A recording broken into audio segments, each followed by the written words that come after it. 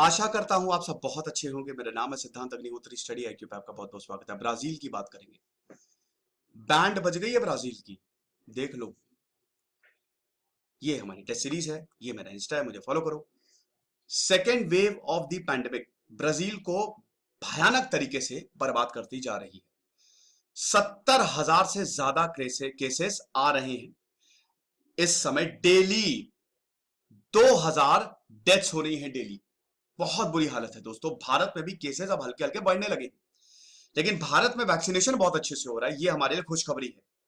John Hopkins university of medicine के हिसाब से आप देखिए, ब्राजील ने 4,75,503 केसेस रजिस्टर किए हैं। 11,000 डेथ्स रजिस्टर पिछले हफ्ते, रिकॉर्ड हाई। एक वीक में लगभग 4.5 लाख के करीब केसेस। 10 मार्च को आप देखिए, सबसे ज्यादा कोविड डेथ्स 2,286, जो अभी तक हाईएस्ट है, और 80,000 फ्रेश केस। सेकेंड वेव ने कमर तोड़ के रख दी है ब्राजील की। जेयर बोल्सोनारो की बायोग्राफी मैंने कवर की है, ब्राजील का इतिहास मैंने कवर किया। आप देखिएगा, देश में 1,60,00,000 के करीब केसेस आ चुके हैं। अमेरिका भारत के बाद ब्राजील का तीसरा नंबर है, और पिछले महीने लगभग 37,000 के करीब डेथ्स हुई। आप देख सकते हैं कि हालत इस समय ब्राजील की बहुत ज्यादा खराब है। ठीक है, तो कुछ ना कुछ तो करना पड़ेगा, लेकिन करें तो करें क्या। ब्राजील की बात करें तो आप ये ग्राफ देख सकते हैं।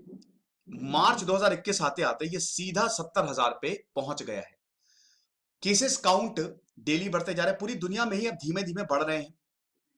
Second highest number of deaths हुई है अमेरिका के बाद। खैर वो तो आपको बट ऑब्वियस है, वो आपने देखा। और अभी केसेस कम होने लगे थे, लेकिन फिर एकदम से जनवरी से बढ़ने लगे, सेकेंड वेव आ गई वहां पे। और इस समय जो डॉक्टर्स हैं वो ये बोल रहे हैं कि हमारा हेल्थ सिस्टम कोलैप्स कर जाएगा। इससे ज्यादा डर की बात कोई नहीं हो सकती। अब अगर और ज्यादा है तो हमारा हेल्थ सिस्टम पूरा कोलैप्स कर जाएगा, क्योंकि आप देखिए occupancy rate, ICU beds 80% occupied. बाकी जो हॉस्पिटल्स विथ 100%, कुछ हॉस्पिटल्स तो ऐसे हैं जो 100% ऑक्यूपेंसी के साथ काम कर रहे हैं। कहने का मतलब ये है कि जो बेड्स हैं ब्राजील में, वो 100% ऑक्यूपेंसी के साथ ऑलरेडी काम कर रहे हैं। इतने ज्यादा केसेस आएंगे तो हॉस्पिटल में सबको भर्ती कराना पड़ेगा, लेकिन एक लिमिट होती है। 90% ऑक्यूपेंसी से ज्यादा, 13 स्टेट्स 90% ऑक्यूपेंसी से ज्यादा तो काम कर ही नहीं है। एक लिमिट होती है, ऐसा ही रहा तो लिमिट क्रॉस हो जाएगी। कोविड को ठीक होने में कम से कम 10 से 12 दिन लगते हैं, तो वो लिमिट अगर क्रॉस हो गई तो बेड्स ही नहीं रहेंगे। और अगर बेड्स नहीं रहेंगे तो रिजल्ट आपके अभी सामने आ ही रहे क्या हालत है। अब क्यों बढ़ रहे हैं इतने ज्यादा? इसका रीजन नया स्ट्रेन है ब्राजील में, P1। ये जो नया स्ट्रेन आया है ब्राजील वेरिएंट, ये बड़ा खतरनाक है। ऑलरेडी P1 अमेजोनास में पहुंच गया है, और भी ऑस्ट्रेलिया हो गया, कुछ जगह और भी है। ब्राजील का वेरिएंट, यूके का वेरिएंट और साउथ अफ्रीका का वेरिएंट, ये बहुत ज्यादा खतरनाक है। प्रॉब्लम ये भी है कि जेयर बोल्सोनारो हैं काफी ज्यादा कोविड के मामले में लापरवाह।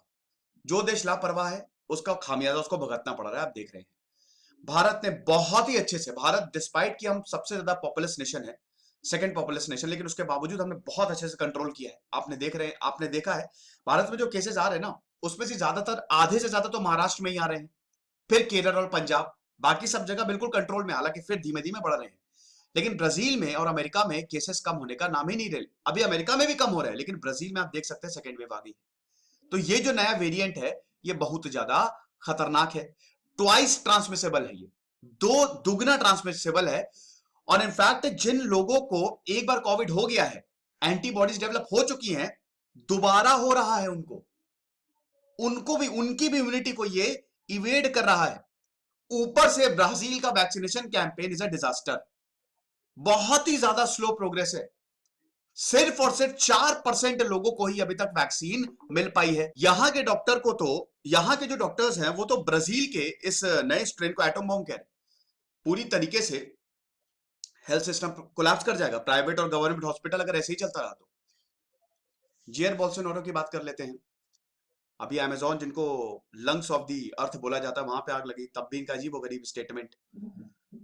ऐसा लगता है कि ये परवाह नहीं करते हैं, ये सिर्फ इंडस्ट्रीज के बारे में सोचते हैं।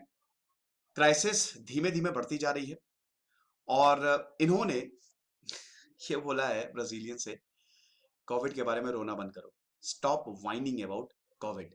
ये जो रो रहे हो ना, रोना बंद करो कोविड ओविड, तब से कोविड ओविड। बोल्सोनारो ने बोला कि कब तुम रोना बंद करोगे, कब तक तुम घर में रहोगे, कब तक सब कुछ बंद करोगे। अब लोग और ज्यादा नहीं सह सकते। ये वहां के लीडर राष्ट्रपति का स्टेटमेंट है। अब जब राष्ट्रपति ही ऐसा हो तो जनता तो भुगतेगी ही भुगतेगी। अजीब और गरीब स्टेटमेंट दिए बोल्सोनारो में, आपको गुस्सा आ जाएगी। बोल्सोनारो एक तो टंग ट्विस्टर जैसा नाम है। बोल्सोनारो बोल रहे हैं कहते हैं सोशल डिस्टेंसिंग बकवास है। खुद बोल्सोनारो सोशल डिस्टेंसिंग का पालन नहीं करते। मास्क से तो बच्चों को बड़ी दिक्कत होती है, बच्चों को सिरदर्द होता है, बच्चों को थकान होती है, बच्चों को बहुत प्रॉब्लम होती है, लोगों को भी प्रॉब्लम होती है। तो मास्क तो बिल्कुल मत पहनो, तो मत पहनो, आएंगे केस, फिर तो लोग मरेंगे ही मरेंगे। केसेस ब्राजील में बहुत ज्यादा लग रहे हैं और अभी तक वहां पे प्रॉपर लॉकडाउन नहीं है। लोकल लॉकडाउन से या फिर पार्शियल लॉकडाउन से इतने ज्यादा केसेस आ गए हैं, लेकिन इंप्लीमेंटेशन बहुत अच्छा नहीं है क्योंकि लीडर ही ऐसा है, क्या कर सकते हो। बोल्सोनारो ने कुछ रिस्ट्रिक्शंस लगाई हैं, लेकिन वो भी ऐसे हैं कि आप प्रॉपर लॉकडाउन नहीं लगा सकते। ठीक है, कुछ कल्चरल प्रोजेक्ट्स भी चल रहे हैं ब्राजील में जिससे जेयर बोल्सोनारो को सीधा सीधा फायदा होगा। इंडस्ट्रीज डेफिनेटली नहीं बोलेंगी कि लॉकडाउन लगाओ बड़ी बड़ी। और बोल्सोनारो एक एक्सट्रीम राइटिस्ट इंसान है और इंडस्ट्रियलिस्ट भी है। देखिए, एक्सट्रीम राइटिस्ट और एक्सट्रीम लेफ्टिस्ट नहीं होना चाहिए, थोड़ा सा प्रॉब्लम क्रिएट करता है। एक्सट्रीम लेफ्टिस्ट भी बड़े खतरनाक होते हैं और एक्सट्रीम राइटिस्ट भी खतरनाक होते हैं। राइटिस्ट ठीक है, लेफ्टिस्ट भी ठीक है, वो ठीक है। लिबरल सेंट्रिस्ट सबसे बढ़िया होता है। अब लिबरल मतलब हिंदुइज्म दुनिया का सबसे लिबरल रिलीजन है। लिबरल मतलब ये नहीं होता कि किसी के धर्म को गाली देना, वो फिर लेफ्टिस्ट में ही आ जाता है। ठीक है, लिबरल मतलब होता है जो सही है उसको बताना, बस। तो जो कल्चरल प्रोजेक्ट्स हैं ब्राजील में, वो अभी उससे बहुत ज्यादा फंड आ रहे हैं और वो तभी क्या कहते हैं कि सक्सेस होगा जब पर्सनल इंटरेक्शन बढ़ेगा ना। तो अगर लॉकडाउन लगा देंगे तो इंटरेक्शन कैसे बढ़ेगा और ये प्रोजेक्ट कैसे पूरे होंगे, और बोल्सोनारो को पैसा कहां से आएगा, ये प्रॉब्लम है। अब यहाँ के जो हेल्थ मिनिस्टर हैं, देखिए क्या ब्राजील में सब ऐसे हैं? बिल्कुल भी नहीं यार। एक लीडर ऐसा है, लेकिन ब्राजील के बाकी लोग बड़े समझदार हैं। ब्राजील के जो मिनिस्टर्स हैं वो बोल रहे हैं, वो खुद जो यहाँ के साइंटिस्ट और डॉक्टर्स हैं वो जेयर बोल्सोनारो को भर भर के क्रिटिसाइज कर रहे हैं। वो खुद बोल रहे हैं कि इन्होंने हेल्थ मिनिस्ट्री की सुनना ही बंद कर दिया है और ये जिस तरीके से बयानबाजी कर रहे हैं ये बिल्कुल गलत है।